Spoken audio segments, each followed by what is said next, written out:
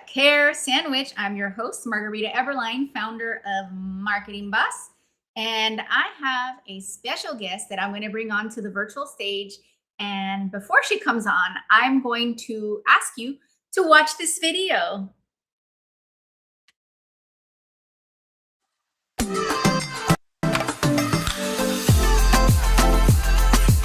Welcome to Care Sandwich, the podcast where we dive into the success journeys of law firm owners across the country. I'm Margarita Eberline, your host and the founder of Marketing Boss, a fractional chief marketing officer firm for law firms. On this show, we'll explore the challenges, strategies, and victories that have shaped law firms and how they wrap every interaction with care.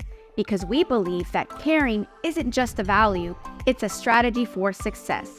So grab your favorite sandwich, sit back, and let's dig into a conversation filled with insight, inspiration, and of course, a lot of care.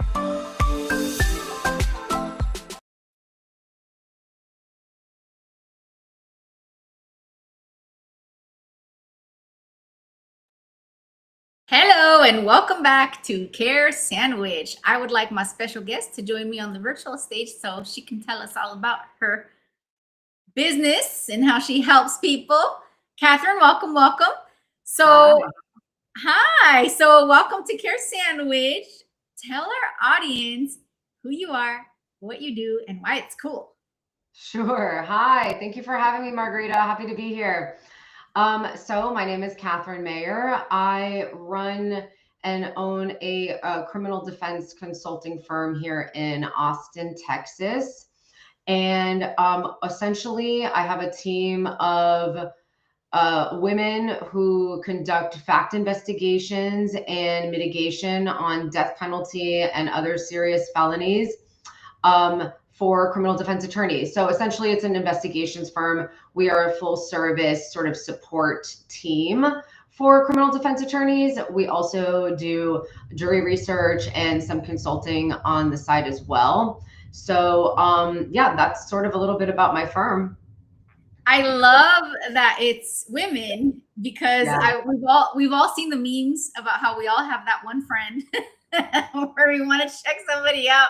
They can find out anything you want to know about everybody. So I know. So cool. You're like, I'm leveraging this and I'm creating a business.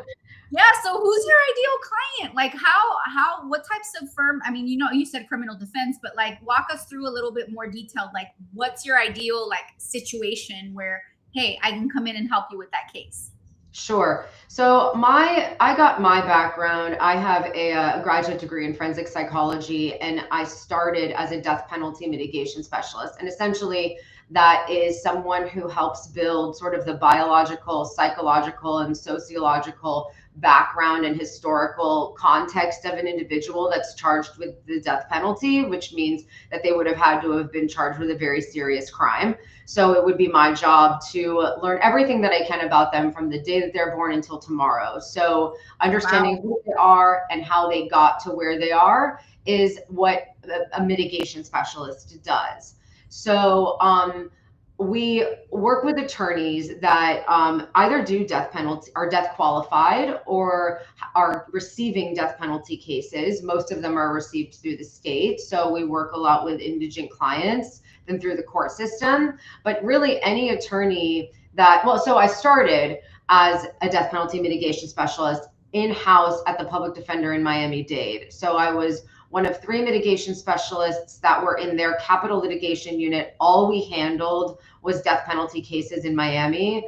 And that is really how I got my foot in the door in being able to explore this in the private sector. So while I do private work, I get appointed and hired by the court through the attorneys who are handling the cases. So the back end isn't as glamorous, but essentially, I started the business as a mitigation specialist and then sort of realized that there was a need for fact investigators too. So over the years, I really did everything that I could to kind of learn what I could about what it takes to become a really solid and efficient fact investigator for criminal cases.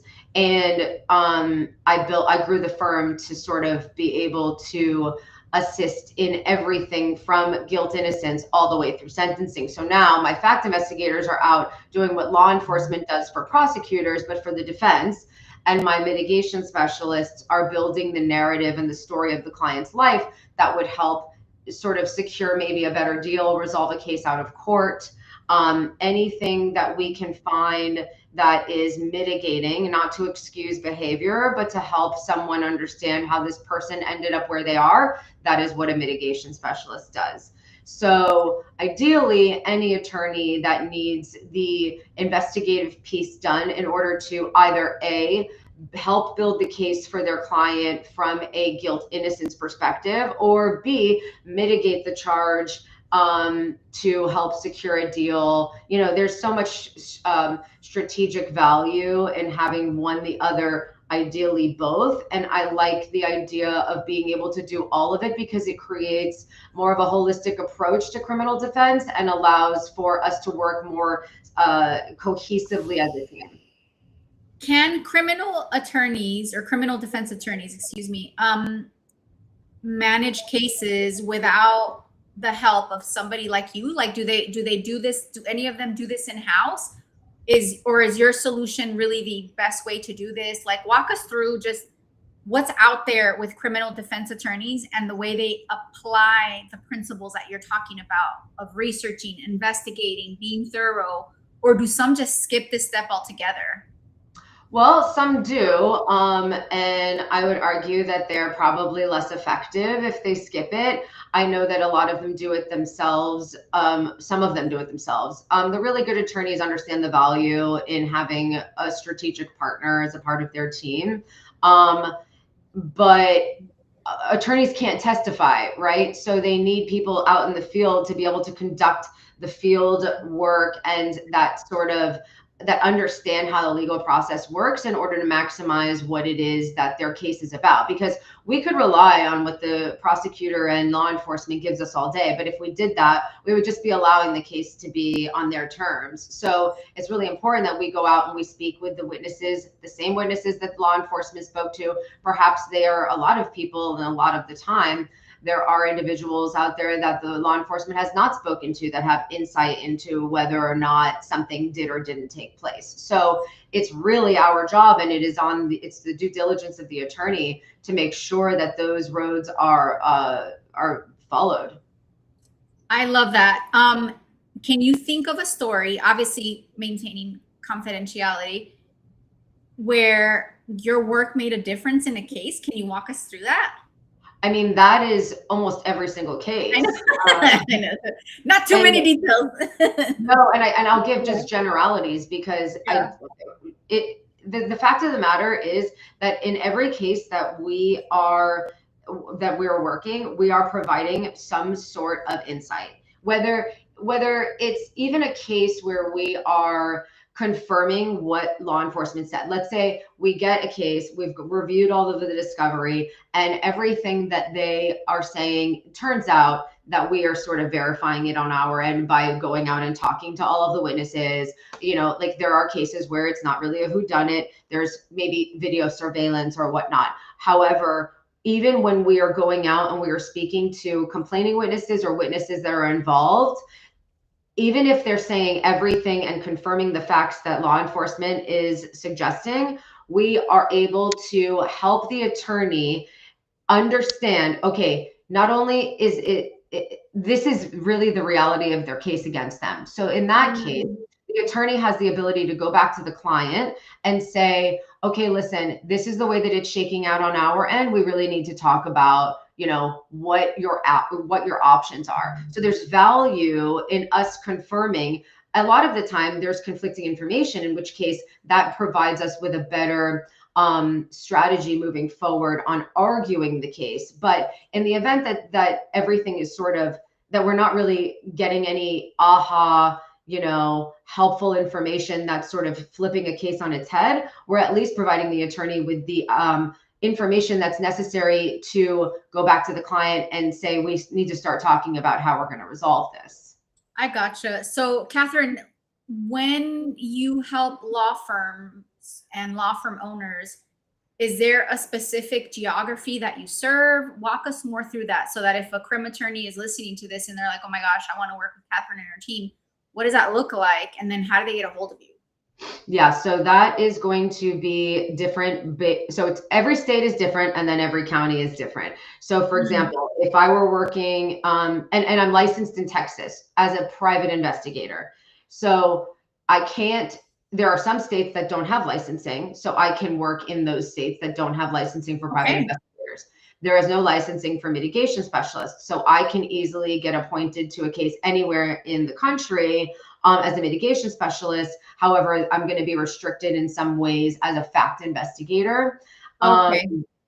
But in Texas, every county is different. So if it's a retained case and I'm getting paid privately, I can work anywhere. But if I am as anywhere except with the licensing restrictions for the private investigator. Gotcha. Yeah.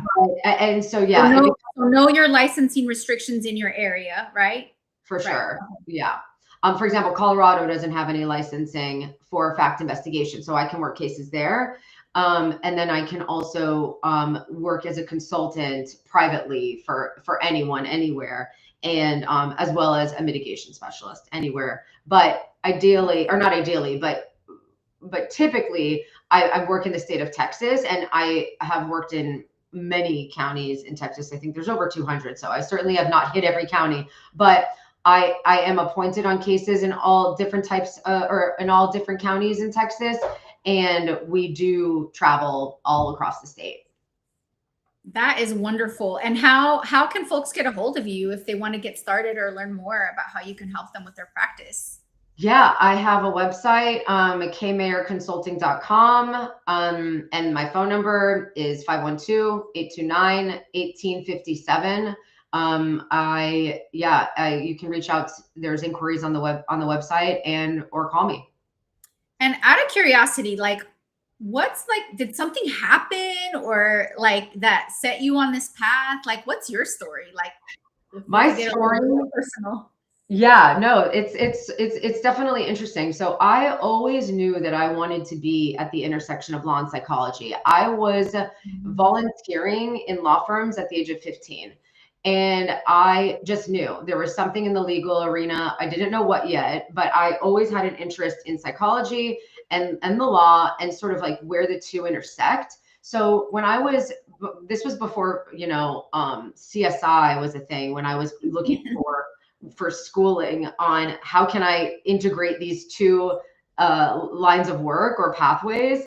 And I Googled one day, what can I do with these things? Or is there something? And I came up with forensic psychology, and that's what the internet told me to do. So I applied to every grad program. At the time, I think there were 5 programs in the entire country that offered a graduate degree in forensic psychology. I applied to all of them. And I ended up going to a small private college in Arlington, Virginia, called Marymount. And I thought I was going to go into the FBI. So while I was interviewing, I was on the path to get into the FBI. I was interviewing with them. And then I was simultaneously doing my graduate internship with the Capitol Defender of Northern Virginia, which is where I learned about mitigation. It's a very small, nuanced area of the law. And a lot of people don't really know that it exists. Mm-hmm. So I was interning there, and I realized, oh my gosh, I've just found my passion. So as I completed my internship and my graduate degree, I applied for the job in Miami-Dade as one of their mitigation specialists doing their high-profile death penalty work. And I got it, which is crazy.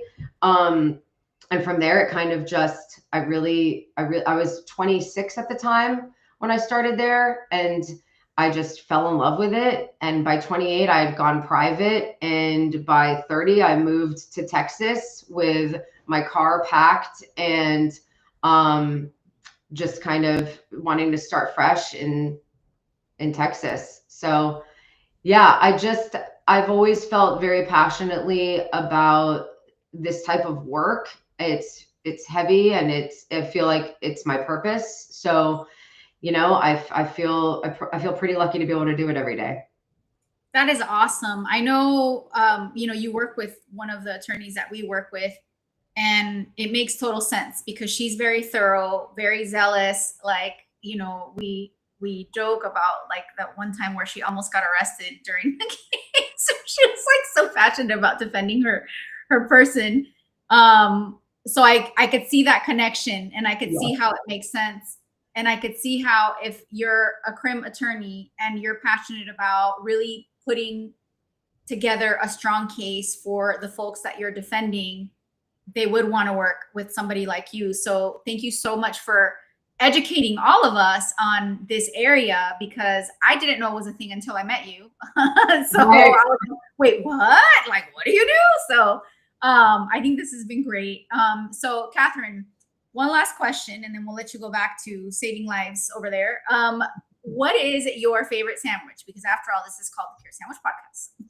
Oh my gosh, I love sandwiches. They might be my favorite food, like Joey from Friends. I really do love a basic turkey and Swiss. I mean, growing up on the East Coast, my parents are New Yorkers, so like a nice big deli turkey sandwich is right up my alley. It's super boring, but if it's done well, so good.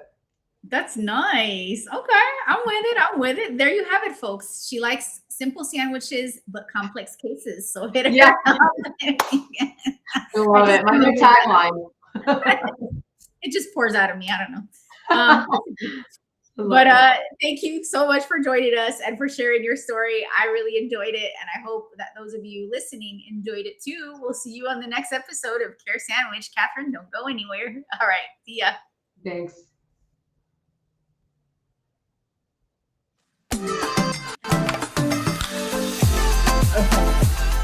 Thank you for joining us on this episode of Care Sandwich.